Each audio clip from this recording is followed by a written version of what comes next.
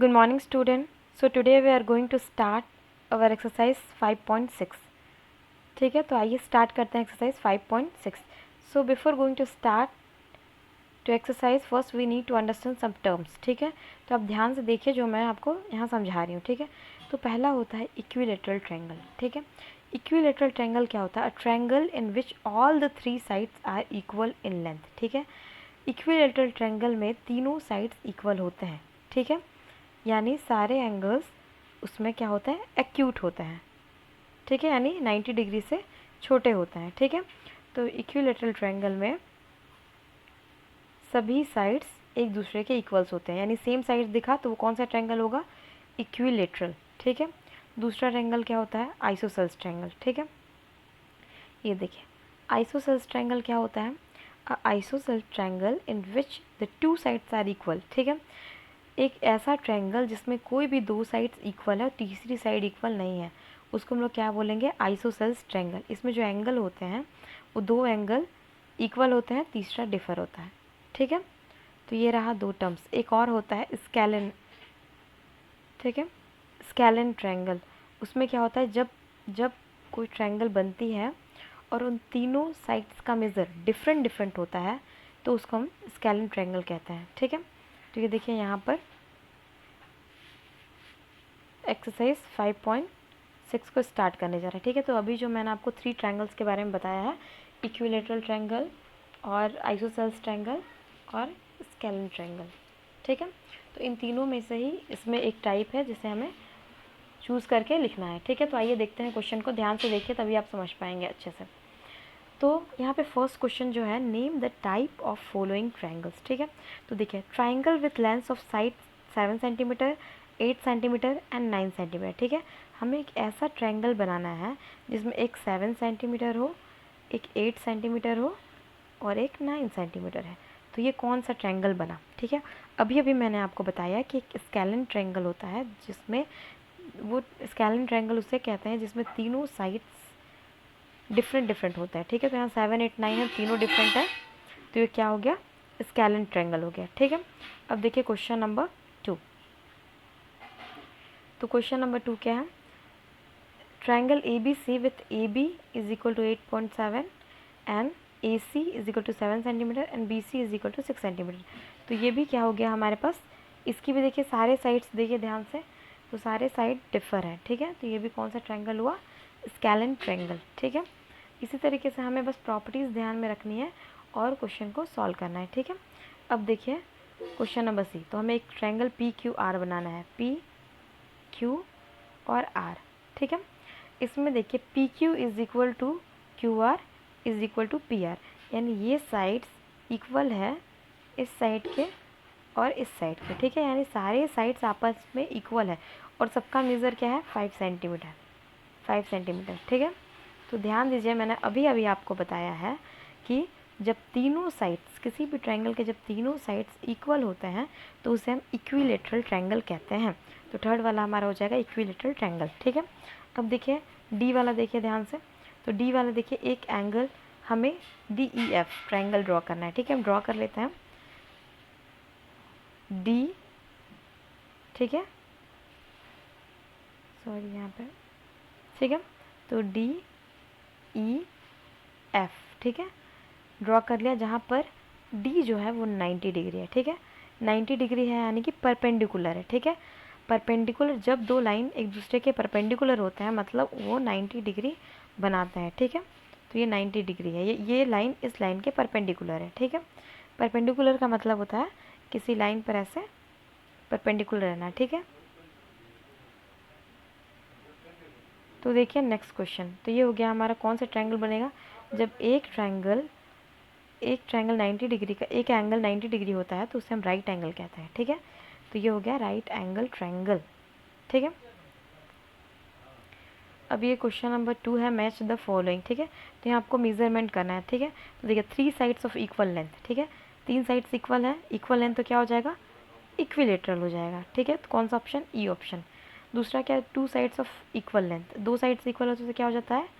Isosceles होता है. ठीक है, all sides are of different length क्या हो जाएगा? स्केलन हो जाएगा. ठीक है, 3 एक्यूट एंगल्स, जब कोई ट्रायंगल 3 एक्यूट एंगल से बनता है तो वो एक्यूट एंगल ट्रायंगल कहलाता है। ठीक है, तो कौन सा ट्रायंगल हो जाएगा? Acute angle. ठीक है, क्योंकि एक्यूट एंगल से बना है। वन राइट एंगल, एक राइट एंगल होगा तो क्या होगा? राइट एंगल उसे बोलते हैं। ठीक है, वन ऑब्ट्यूज एंगल होगा तो वन ऑब्ट्यूज एंगल होगा तो उसे हम क्या बोलते हैं?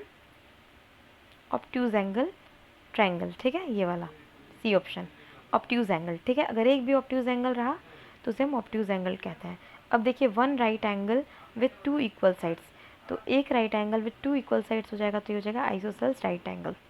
ठीक है,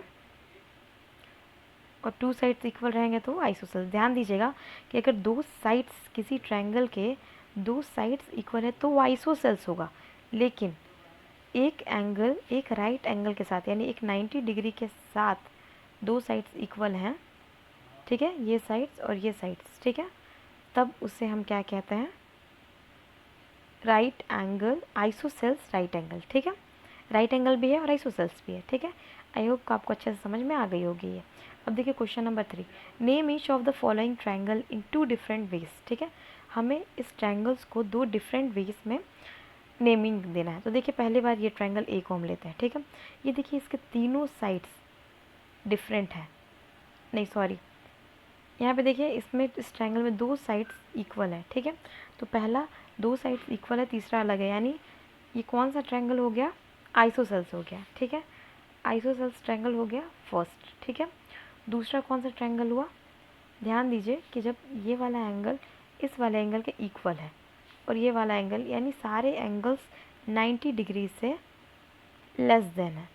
ठीक है, तीनों एंगल जो है 90 डिग्री से लेस देन है, यानी ये क्या होगा?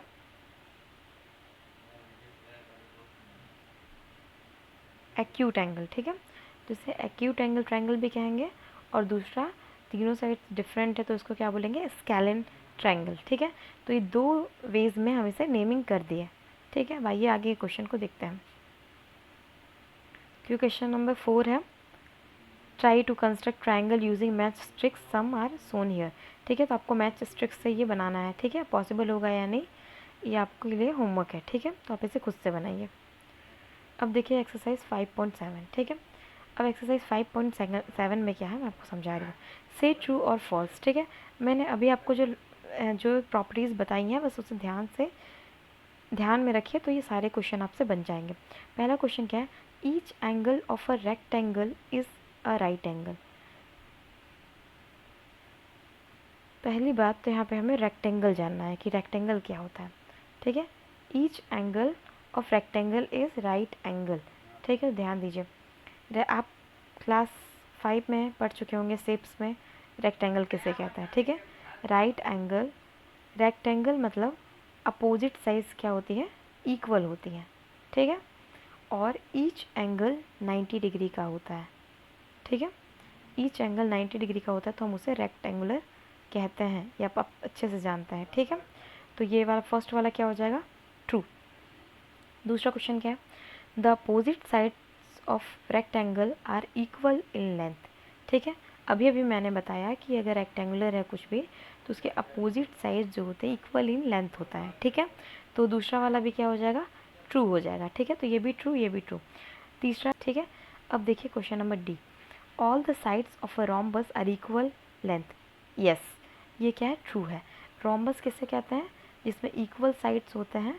ठीक है, और इसके जो डायगोनल्स होते हैं वो परपेंडिकुलर होते हैं। ठीक है, स्क्वायर में क्या होता है? साइड्स 90 डिग्री पर होती है। ठीक है, लेकिन रोम्बस में क्या हो डिफरेंस है? ये रोम्बस में ये परपेंडिकुलर होता है। ठीक है, डायगोनल्स परपेंडिकुलर होता है। ठीक है, तो देखिए question number E, all the sides of parallelogram are equal length. ठीक है, क्या पैरेललोग्राम के ऑल साइड्स इक्वल होते हैं? फॉल्स, पैरेललोग्राम में सिर्फ इक्वल अपोजिट साइड्स होते हैं। ठीक है, सारे साइड्स इक्वल होना ज़रूरी नहीं है। ठीक है, अब देखिए question number F, the opposite sides of trapezium are parallel. Opposite sides of trapezium parallel होते हैं। ठीक है, यस ट्रू। ठीक है, ये देखिए ट्रेपेजियम कैसे बनाते हैं, ध्यान से देखिए, ये रहा ट्रेपेजियम। ठीक है, तो देखिए अपोजिट साइड्स, सिर्फ एक अपोजिट साइड इक्वल होता है। ठीक है, तो ये क्या हो जाएगा, फॉल्स। ठीक है, आई बात समझ में। तो एफ वाला फॉल्स हो जाएगा क्योंकि ये दोनों तो कभी होते ही नहीं है इक्वल। ठीक है, सिर्फ एक साइड पैरेलल होते हैं। ठीक है, तो ये रॉन्ग हो जाएगा। तो देखिए, true true true, A B C true है, डी भी ट्रू है, ई और एफ फॉल्स है। ठीक है,